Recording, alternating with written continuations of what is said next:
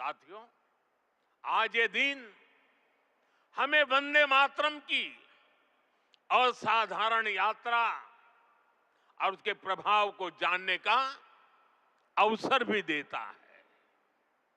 जब सन 1875 में बंकिम बाबू ने बंग दर्शन में वंदे मातरम प्रकाशित किया था, तो कुछ लोगों को लगता था कि ये तो केवल एक गीत है, लेकिन देखते ही देखते वंदे मातरम भारत के स्वतंत्रता संग्राम का कोटि कोटि जनों का स्वर बन गया। एक ऐसा स्वर जो हर क्रांतिकारी की जबान पर था, एक ऐसा स्वर जो हर भारतीय की भावनाओं को व्यक्त कर रहा था। आप देखिए, आजादी की लड़ाई का शायद ही ऐसा कोई अध्याय होगा जिससे वंदे मातरम किसी न किसी रूप से जुड़ा नहीं था। 1896 में गुरुदेव रवींद्रनाथ ठाकुर ने कोलकाता अधिवेशन में वंदे मातरम गाया। 1905 में बंगाल का विभाजन हुआ। ये देश को बांटने का अंग्रेजों का एक खतरनाक एक्सपेरिमेंट था, लेकिन वंदे मातरम उन मंसूबों के आगे चट्टान बनकर के खड़ा हो गया। बंगाल के विभाजन के विरोध में सड़कों पर एक ही आवाज थी, वंदे मातरम। साथियों, बरिसाल अधिवेशन में जब आंदोलनकारियों पर गोलियां चली, तब भी उनके होठों पर वही मंत्र था, वही शब्द थे, वंदे मातरम। भारत के बाहर रहकर आजादी के लिए काम कर रहे वीर सावरकर जैसे स्वतंत्र सेनानी, वो जब आपस में मिलते थे तो उनका अभिवादन वंदे मातरम से ही होता था। कितने ही क्रांतिकारियों ने फांसी के तख्त पर खड़े होकर भी वंदे मातरम बोला था।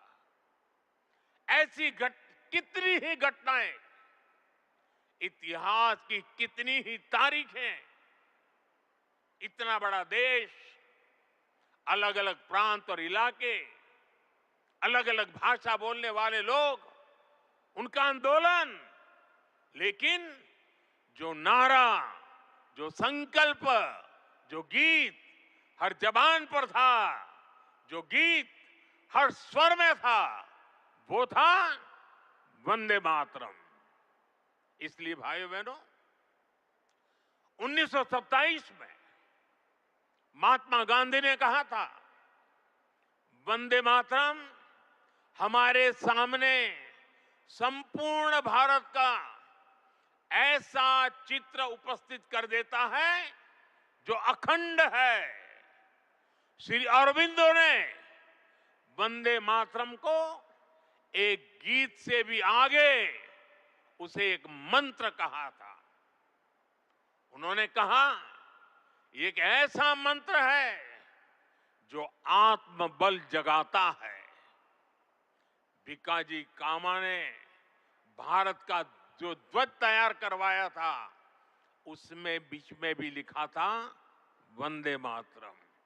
साथियों, हमारा राष्ट्र ध्वज समय के साथ कई बदलावों से गुजरा, लेकिन तब से लेकर आज तक हमारे तिरंगे तक देश का झंडा जब भी फहरता है तो हमारे मुंह से अनायास निकलता है, भारत माता की जय, वंदे मातरम।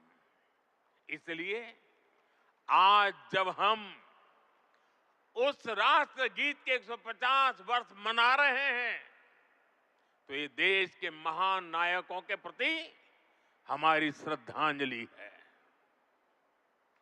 और ये उन लाखों बलिदानियों को भी श्रद्धापूर्वक नमन है जो वंदे मातरम का आह्वान करते हुए फांसी के तख्त पर झूलते हुए, जो वंदे मातरम बोलते हुए कोड़ों की मार सहते रहे, जो वंदे मातरम का मंत्र जपते हुए बर्फ की सिल्लियों पर अड़ीग रहे।